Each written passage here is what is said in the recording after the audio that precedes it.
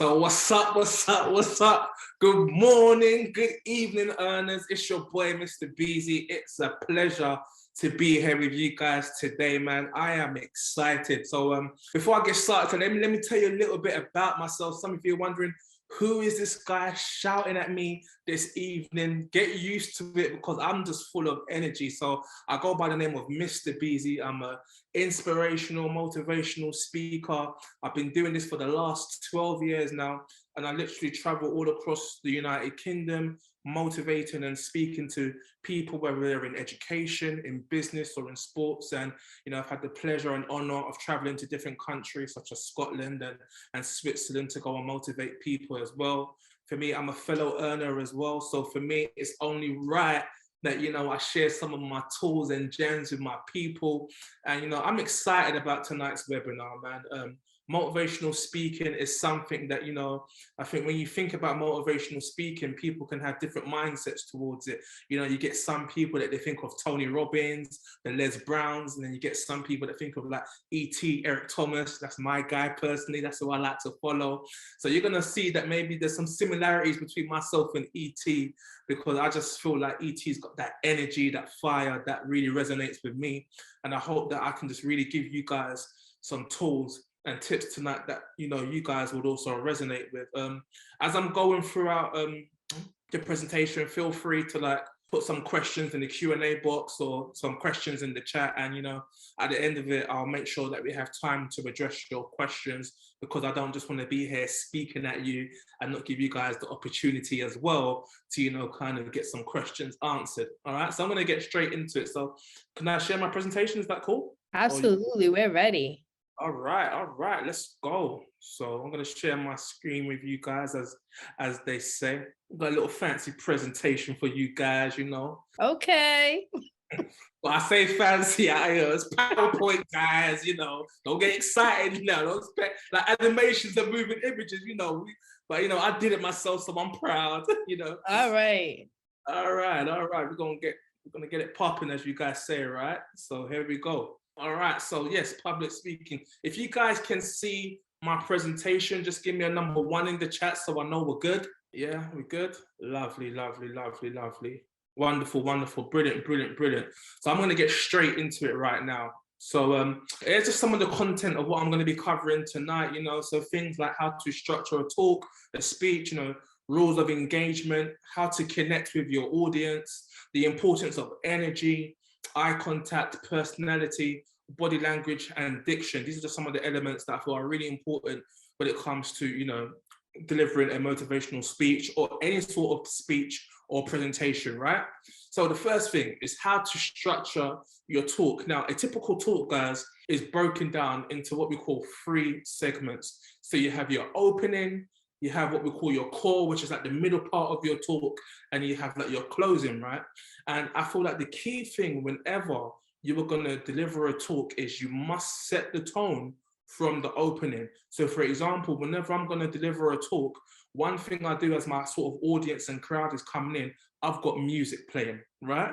But watch this. One thing that's key is knowing your audience before you get there, right? So, right, if I'm going to be like speaking to a bunch of country folk, I am about to play no Meek Mill as they're coming in, right? I might play some Taylor Swift for them, though. Do you see what I'm saying? Because what happens is when you can play music that your audience can relate to, automatically it puts them in a good mood.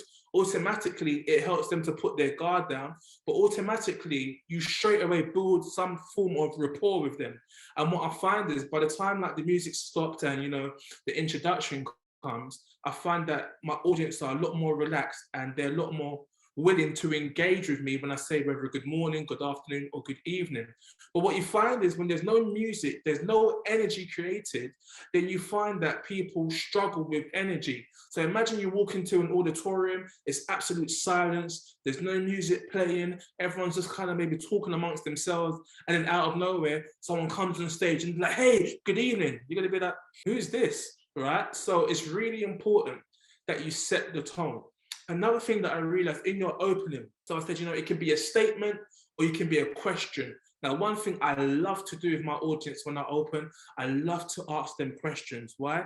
Interaction is so important. Now, whenever you go to like a seminar, a talk, or anything like that, naturally people know what they're going there for, right?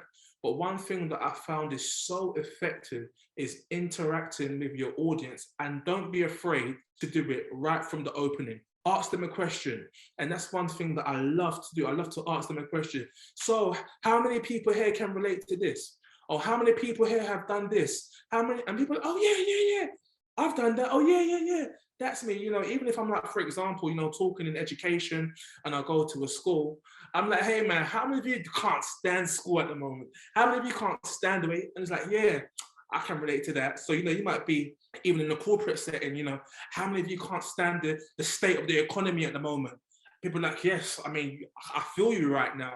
But it's so important to kind of set the foundation. I love questions. You can start with a statement or a quote or something like that, but I just feel like it's so strong when you ask a question and you kind of get your audience involved straight away.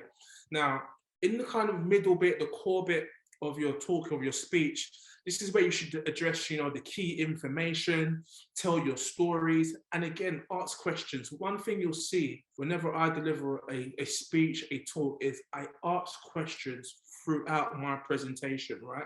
I never want to feel like I'm losing my audience. So I always want to keep them involved, because naturally, as human beings, we live in a generation where it's hard to keep focus nowadays. You know, when you've got the likes of like TikTok and Instagram and Snapchat, and you know, when you're viewing posts, and if that post doesn't maybe capture your attention within 3 to 5 seconds, we're used to scrolling onto the next post, or you know, flicking to the next video.